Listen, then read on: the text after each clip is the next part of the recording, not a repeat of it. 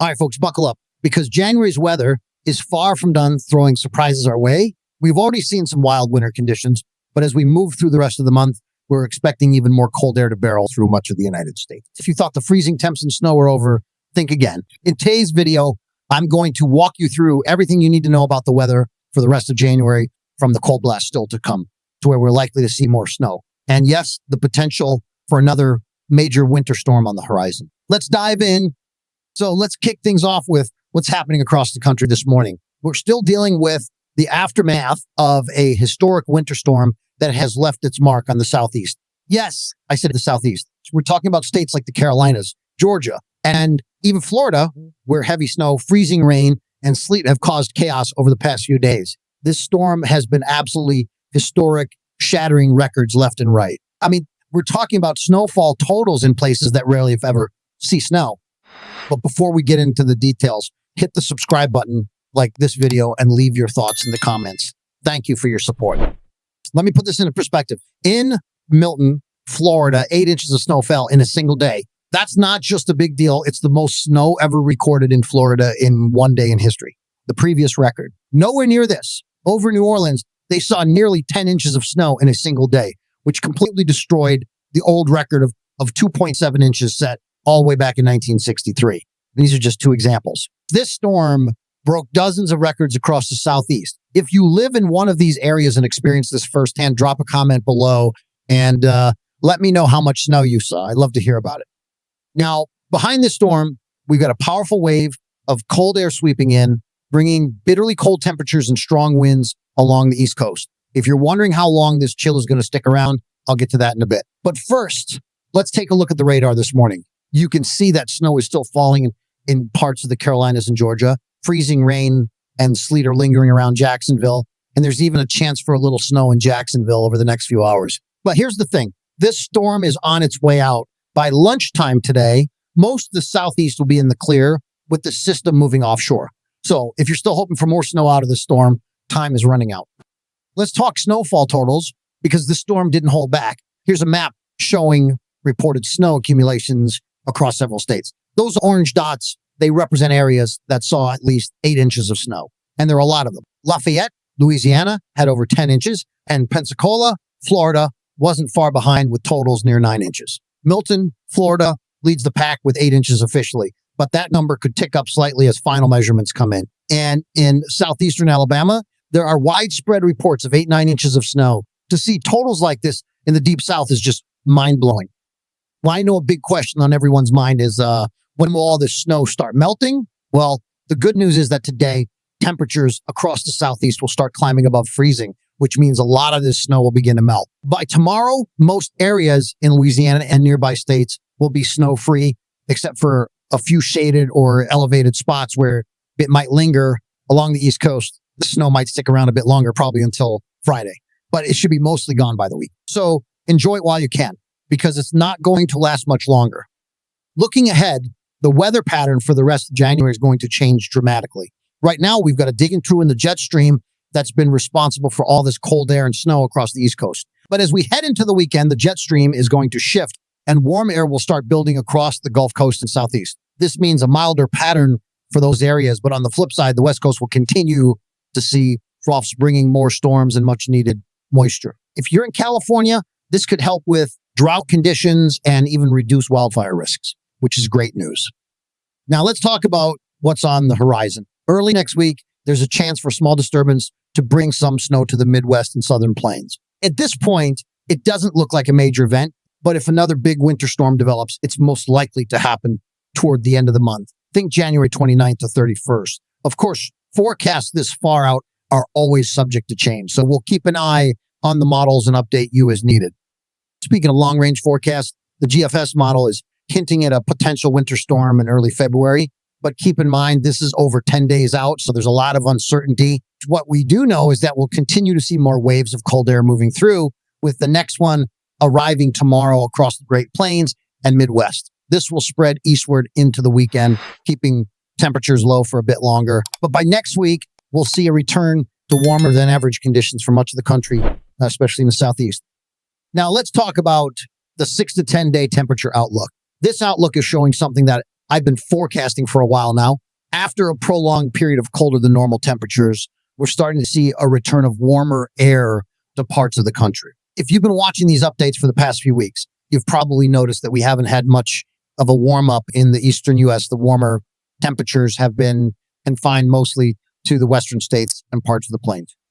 But now that's starting to shift, and we can expect to see more widespread warmth, especially the upper Midwest and northern plains. Some of these regions are about to see a huge contrast from the historically snowy weather they've experienced recently. It's hard to believe that New Orleans, for example, had snow. Yes, snow during one of the coldest spells in years. Other areas like Houston and parts of the Florida Panhandle received record-breaking snowfall. I mean, over 10 inches in some areas, which is unheard of. Here in Virginia, I had about 3.5 inches of snow, and it was honestly just the right amount, enough to make everything look beautiful without making it a hassle to get around. It was definitely the perfect snowfall for me, and I think a lot of people around here felt the same way.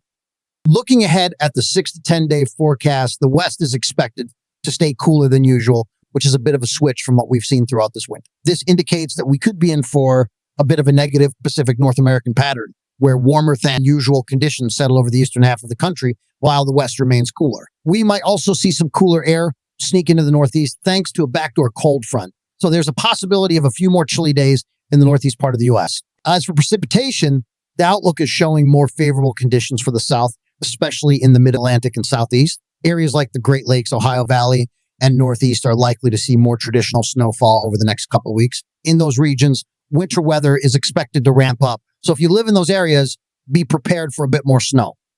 I know I've been talking a lot about the South in recent updates, and I've gotten a few comments asking why I've been focusing on that part of the country. The reason is simple. There's been more active weather down there recently, and that's where the action has been. But now we're starting to see things shift, and that's why I want to start turning our attention to the 8 to 14 day outlook. This outlook provides a more comprehensive look at what's coming up, and it's starting to look a lot more interesting. The trend we're seeing is still a warm up in the plains, Midwest, and Eastern U.S., with the Northeast continuing to hold on to some colder air. This outlook is valid from January 30th to February 5th. So it's showing a potential change in the weather as we close out January and move into February. We've been talking about a warm up for weeks now.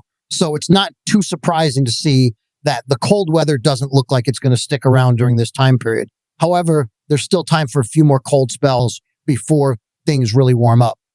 In terms of precipitation, the outlook suggests that the northern states, especially in the Midwest and Great Lakes, could see above average snowfall during this period. Temperatures might not be incredibly cold in these areas, but with higher than normal precipitation levels, we could still be looking at some significant snowstorms. The Pacific Northwest is also expected to see some more snow, which is great news for the ski resorts out there. This is a typical pattern for a La Niña winter.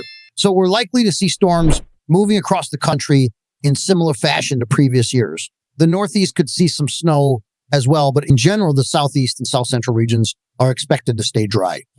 Looking further ahead, the 3 to 4 week outlook that was released a few days ago shows a few interesting trends. The Southeast Ridge is expected to dominate the weather pattern early in February, which could bring warmer temperatures to the southern half of the country. Meanwhile, colder air will likely linger across the northern plains and upper Midwest. This outlook is a little old now, but I still think it's a reasonable prediction. Based on the weather models, I think it's a good bet that the cold will remain in the north while the warmer air continues to push in from the south. Precipitation patterns are also looking typical for a La Niña year, with storm systems moving through the Great Lakes, Midwest, and Northeast. Meanwhile, areas like the Southeast and South Central regions will likely remain dry.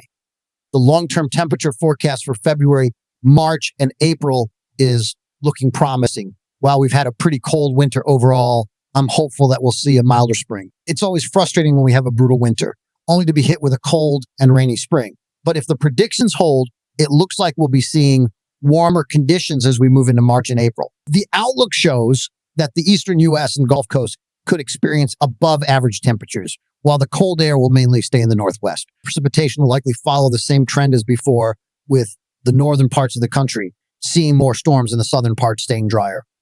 Over the last 20 days, the temperature trend has been fascinating to watch. From January 2nd to January 22nd, we've seen some of the coldest temperatures in years in many areas, especially in the eastern U.S. Parts of the plains, Midwest, and Southeast have been running 7 to 10, sometimes even 15 degrees below normal. That's an incredible stretch of cold. and it's hard to ignore how much snow has fallen in those regions as a result. So what's coming up in the immediate future tomorrow, Thursday, could bring some light snow to the southern half of the country, including areas like the Delmarva, Eastern Virginia, and North Carolina. There's a weak low pressure system offshore that could bring some light snow to those areas, with amounts possibly reaching half an inch. While this isn't expected to be a major storm, it's worth keeping an eye on. Additionally, some bay effect snow could be possible near the Chesapeake Bay. So if you're in the area, don't be surprised if you wake up to a dusting of snow. Friday will still be cold across much of the eastern U.S., but we'll start to see warmer air pushing in from the west. Saturday should be a quiet day with no major storms expected, but the west will start to warm up, and that warmth will gradually spread eastward over the next few days. Sunday could bring some showers and thunderstorms to areas that just experience heavy snow like Texas and Louisiana. The Southwest might also see a storm system, which is much needed after the wildfires they've been dealing with this year. Snow will continue to fall in the Sierra Nevada, which is great news for those areas. Looking the next week, we could see some interesting weather patterns developing. By Monday, the warm air will continue to spread eastward, although the East Coast will still experience some chilly temperatures. There's also a possibility of snow showers across parts of the northern plains and Great Lakes. By Wednesday, January 29th, we could see some heavier snow moving into the northeast, along with more thunderstorms in the southeast. In summary, the revolving door weather pattern is here to stay for a while. We'll continue to experience the back and forth shifts between warm-ups and cold fronts, with storms and snowfall likely to continue in the coming week. Stay tuned for updates as we move into February. It's going to be an interesting few weeks.